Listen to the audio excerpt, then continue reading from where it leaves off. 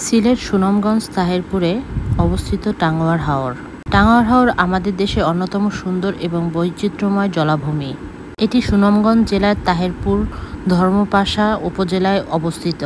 হাওরটির আয়তন প্রায় ১০০ বর্গ কিলোমিটার।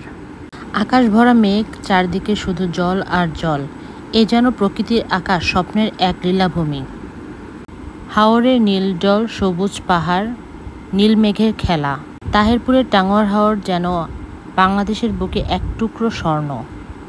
হাজারো প্রজাতির পাখির ডাক, ঢেউ খেলানো নদীর জল, ছোট ছোট নৌকার মতো শান্তির নিবাস, যেখানে প্রকৃতিও কথা বলে, নীরবে গান শোনায়।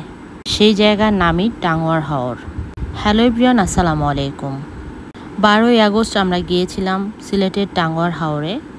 গত পর্বে আপনাদের সাথে শেয়ার করেছিলাম আমরা কিভাবে টাঙ্গুয়ার হাওর পর্যন্ত পৌঁছেছি।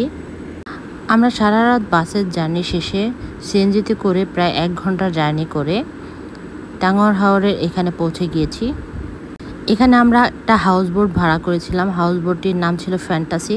আমরা ঢাকার থেকেই এটা ভাড়া করে এসেছিলাম। তো এখানে আমার ছোট বোনের হাজবেন্ড একটু মজা করছিলাম ওদের নিয়ে। ওরা যেহেতু নিউলি ম্যারিড কাপল, ওদের কোথাও একসাথে প্রথমবার ঘুরতে যাওয়া, এই জন্য আমরা একটু মজার ছলে ওদের কোলে নিতে বললাম আর কি। এই হাওরে এরকম সারি সারি অনেক বোট সাজানো আছে। আমরা ঢাকা থেকে এই বোটটার রিভিউ দেখে আমরা বুকিং করেছি। বোটের ওভারঅল রিভিউ যদি বলতে হয় তাহলে আমি বলবো জায়গা খুবই কম এখানে। শুধু খাটটা রাখার মতোই জায়গা আছে, আর দাঁড়ানোর মতো তেমন জায়গাই নেই। তাও বোর্ডের মধ্যে তারা সব কিছুই রাখার চেষ্টা করেছে। এক্সপিরিয়েন্স মোটামুটি, অনেক বেশি ভালোও না বা অনেক খারাপও না। ওদের সকালের নাস্তায় খিচুড়ি দিয়েছিল, খিচুড়িটা আমাদের কাছে খুব ভালো লেগেছে। বাট দুপুরে খাবারে আবার যেই খাবারগুলো দিয়েছিল ওই খাবারগুলো অতটা মজা হয়নি। আবার রাতের বেলার খাবারগুলো খুব মজা হয়েছিল। ভর্তা এবং হাঁসের মাংস, এই খাবারগুলো খুব ভালো লেগেছিল।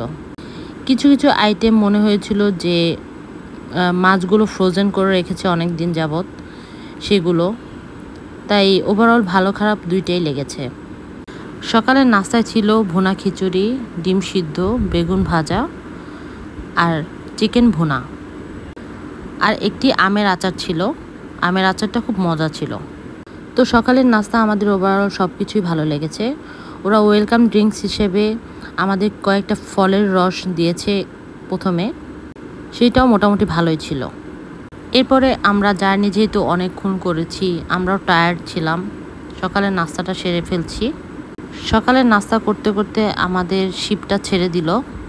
আস্তে আস্তে আমরা আমাদের গন্তব্যস্থানে যাচ্ছি। কিছুক্ষণ আমরা ঘোরাঘুরি করছিলাম, কিন্তু বাইরে অনেক বৃষ্টি হচ্ছিল, এর কারণে বাইরে খুব একটা দেখতে পাইনি। এরপরে আমি রেস্ট নিতে চলে গেলাম আমার রুমে। দুপুরে ওরা আরেকটা নাস্তা দিয়েছিল, আম এবং পেয়ারা মাখা। তো এটা খেতে খেতে আমরা সময়টা অনেক উপভোগ করছিলাম। আর আমাদের গন্তব্য ছিল ওয়াচ টাওয়ার। বাইরে ঝিরিঝিরি বৃষ্টি পড়তেছিল, তাই বাইরের খুব একটা ফুটেজ নিতে পারিনি। আমরা পৌঁছে গেলাম ওয়াচ টাওয়ারের কাছাকাছি। এখান থেকে ছোট নৌকা ভাড়া করে ওয়াচ টাওয়ারে গিয়ে যারা গোসল করার তারা গোসল করতে যাবে। আমার কাছে এটা খুব হ্যাসেল লেগেছে, কারণ আমরা সুন্দরবন ঘুরতে গিয়েছিলাম। সুন্দরবনে আমাদের এরকম বড় জাহাজের সাথে ছোট ছোট শিপ রাখা হয়েছিল, ছোট ছোট নৌকা রাখা হয়েছিল, যাতে আমরা এই জাহাজ থেকে নেমে ওই নৌকায় করে যেতে পারি। বাট এখানে এই ব্যবস্থাটা ছিল না। ওরা কিন্তু মোটামুটি ভালোই টাকা নেয় পার পারসন, বাট ওরা ওই রকম সুবিধাটা মানুষকে দিচ্ছে না। নৌকা আলাদাভাবে ভাড়া করে তারপরে যেতে হয় প্রতিটা জায়গায়। তো এই জন্য এক্সট্রা খরচও হয়ে যায় অনেক। বাইরে ঝিরিঝিরি বৃষ্টি, আমি একটু বাইরে ঘুরতে আসলাম। ওয়াচ টাওয়ারে আমি ভিজতে যাইনি, কারণ আমার বাচ্চা ছিল ছোট, ওকে রেখে যাওয়া যাবে না। তাই আমার ফ্যামিলির অনেক সদস্যরাই গেল নৌকায় করে। তো আমার সিলেট টাঙ্গুয়ার হাওরের সেকেন্ড পর্ব এখানেই শেষ করছি। আগামী পর্ব নিয়ে অবশ্যই আপনাদের মাঝে আসবো। আরও ইন্টারেস্টিং অনেক সুন্দর সুন্দর ভিডিও আছে, আপনারা অবশ্যই পাশে থাকবেন।